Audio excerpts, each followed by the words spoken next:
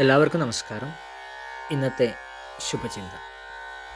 ഒരു വ്യക്തിയുടെ തിരുത്തപ്പെടേണ്ട കാര്യങ്ങളെക്കുറിച്ച് സംസാരിക്കുമ്പോൾ പറയേണ്ട കാര്യങ്ങൾ കൃത്യമായി പറയാൻ ശ്രമിക്കണം.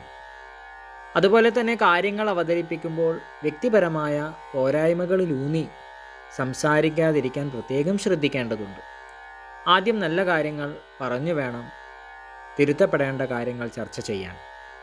ഗുണപരമല്ലാത്ത രീതിയിൽ ഒരു വ്യക്തിയെ അല്ലെങ്കിൽ പെരുമാറ്റത്തെ പോസ്റ്റ്മോർട്ടം ചെയ്യുന്ന തരത്തിലേക്ക് ആശയവിനിമയം എത്തിച്ചേരാതിരിക്കാൻ ശ്രദ്ധിക്കുന്നത് വ്യക്തിബന്ധങ്ങൾ ഊഷ്മളമാവാൻ സഹായിക്കും. എല്ലാവർക്കും നന്മകളുണ്ടാകട്ടെ. എല്ലാവർക്കും ജീവിത വിജയം ഉണ്ടാകട്ടെ. നന്ദി, നമസ്കാരം.